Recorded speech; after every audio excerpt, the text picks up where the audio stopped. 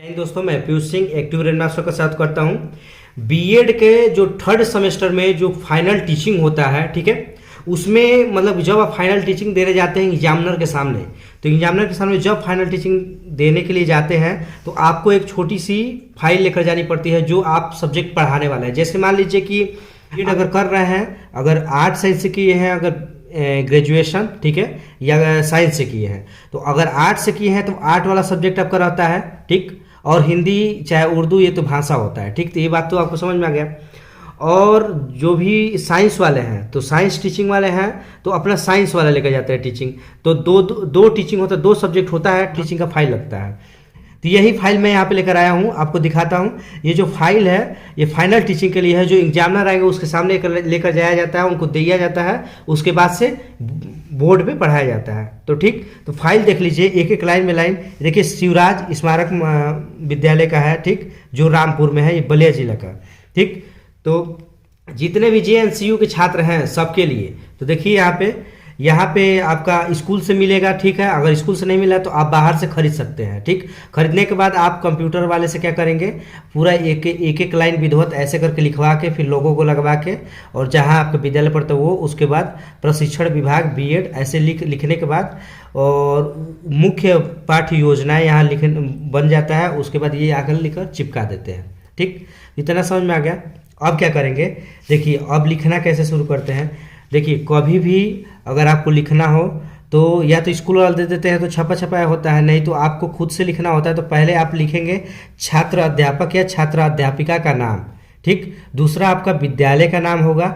विद्यालय का कौन सा नाम होगा, जिसमें आपका टीचिंग लगा हुआ है, ठीक। ये नहीं जिस विद्यालय से आप पढ़ रहे हैं उस विद्यालय से नहीं, जिस विद्यालय में आपका टीचिंग लगा हुआ है उस विद्यालय से मतलब है, ठीक। जैसे मान लीजिए कि हम शिवराज से पढ़ रहे हैं तो शिवराज में मेरा टीचिंग नहीं लगा होगा, किसी और सरकारी स्कूल में लगा होगा या कोई और भी विद्यालय उसमें लगा, तो उस विद्यालय का नाम, ठीक। दिनांक, किस दिन से आप मतलब पढ़ा रहे थे उस चीज़ का, ठीक।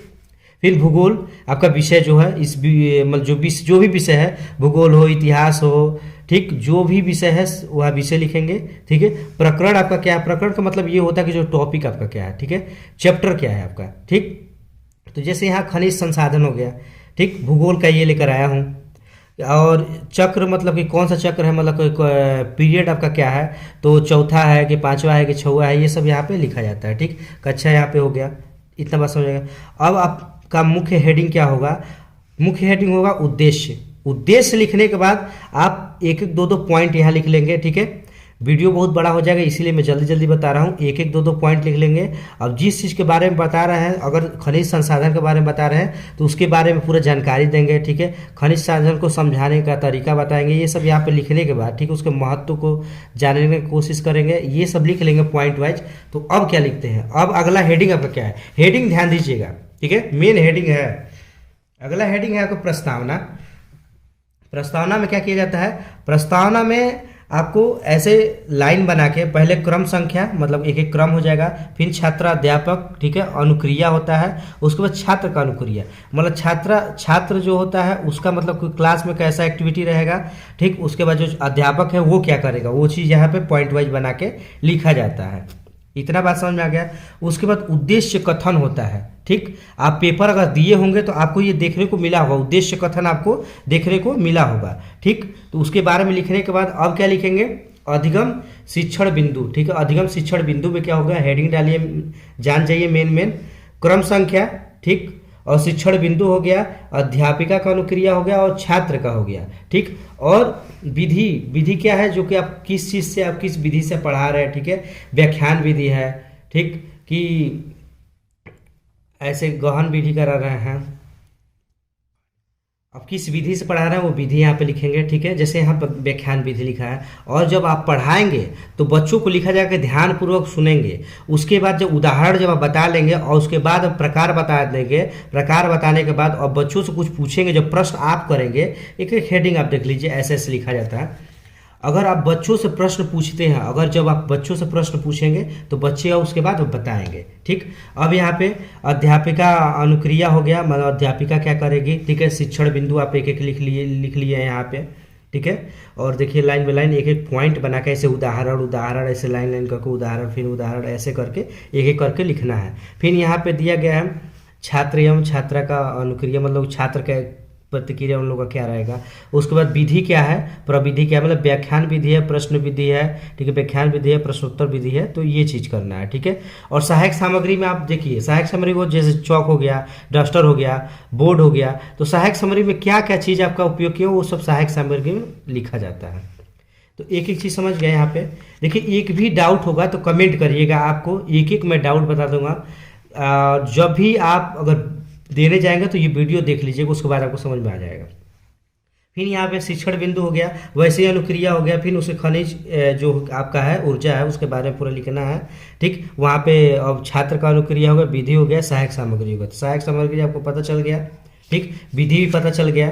तो ऐसे हेडिंग देकर फिर यहाँ पे वही चीज़ है, शिक्षण बिंदु है, फिर उसके बाद छात्र अध्यापिका जो है उसका है, चाहे अध्यापक है उसका है, ठीक। और मूल्यांकन प्रश्न, मूल्यांकन तो आपको करना ही करना है, क्यों मूल्यांकन जब तक करेंगे नहीं तो पता नहीं चलेगा बच्चों को कितना पता चला है, ठीक। तो ये तो करना पड़ेगा। उसके बाद यहाँ लिख लेने के बाद सामग्री, और देख लीजिए यहाँ पे एक एक लाइन, और ऐसे ऐसे लाइन बना के लिखना पड़ेगा। फिर सैंपट सारांश, और पूरा जितना भी पढ़ाया है, जितना चैप्टर पढ़ाया है उसका पूरा सारांश बताएंगे, A to Z उसका सारांश आप बताएंगे, तो आप समझिए आपका टीचिंग बहुत अच्छा हुआ, ठीक।